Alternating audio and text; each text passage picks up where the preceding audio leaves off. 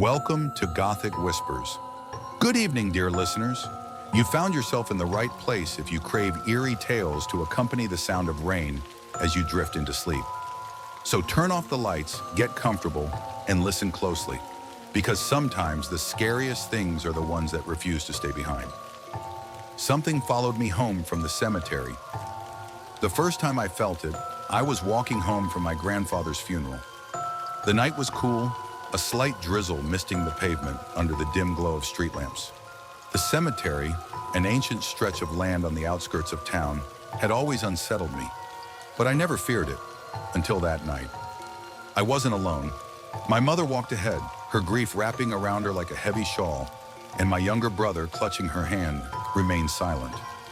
But as we exited the graveyard, a chill curled around my spine, a feeling so stark and intrusive that I instinctively turned back. Something was watching me. I saw nothing out of the ordinary. Rows of tombstones stood solemnly in the moonlight, rain glistening off their worn surfaces. The iron gates creaked faintly as the wind whispered through them. But the feeling remained, a suffocating sense that unseen eyes were locked onto me, studying me.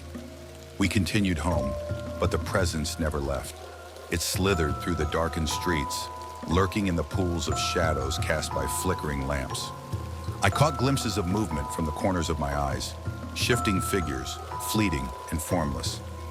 But when I turned my head, the street was empty.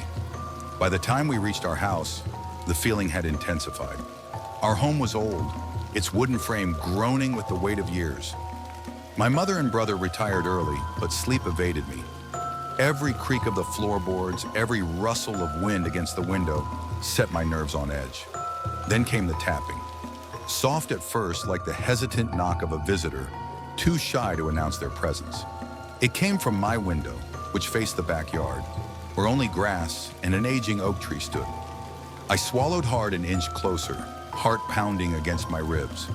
A shadow loomed beyond the glass. It stood motionless, an impossibly tall figure cloaked in darkness. No features, no eyes, just an absence of light that shouldn't have been there. My breath hitched as I took a step back, but the moment I did, the figure moved. The tapping grew insistent, a rhythmic, unnatural knock that sent ice through my veins. I wanted to scream, to wake my mother, but something in my gut told me not to. Whatever was out there, it wasn't bound by the laws of the living. I willed myself to look away, to pretend it wasn't real. And when I finally forced my trembling body to crawl under the covers, I made a silent promise. Never acknowledge it. Never let it in. But that was only the beginning. The next few nights, the tapping continued. Always at the same time. Always in the same pattern. Some nights it was soft, as though testing my resolve. And other nights it was aggressive, a desperate attempt to gain entry. I kept my eyes shut tight, but I could feel it watching me. A presence pressing against my mind, seeping into my dreams. I began seeing it during the day.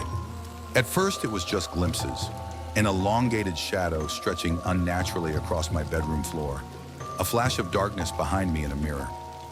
Then I started hearing whispers, a low murmur just beneath the threshold of my hearing. Words I couldn't understand but felt deep in my bones. It wanted me to listen. It wanted me to obey. One night, I woke up to the sound of my door creaking open. My breath caught in my throat as I stared at the darkened hallway beyond. My mother and brother were asleep. The shadow slipped inside, soundless. The air turned ice cold. My body refused to move. The entity stood at the foot of my bed. I could feel the weight of its gaze, though it had no eyes. A dense, suffocating darkness poured from its form, pressing into the room, filling every corner. My chest felt heavy, as though unseen hands were pressing down. It didn't speak, but I understood. It was waiting. For what, I didn't know, but I could sense its patience, its hunger. It had followed me home from the cemetery, and it had no intention of leaving. Desperate, I turned to research. Old folklore, urban legends, whispered tales of spirits that attached themselves to the grieving. Some claimed salt could repel them. Others warned never to acknowledge them, never to invite them in. I tried everything, salt at the windows, chanting prayers, even burning sage. Nothing worked. The knocking grew more violent, the whispers turned to screams, and the shadow no longer waited for nightfall to make itself known. One evening, as I sat alone in my room, my phone buzzed with a message from an unknown number. 3 words that sent ice through my veins. "Let me in." The house trembled as a knock, louder than ever before, echoed through the walls.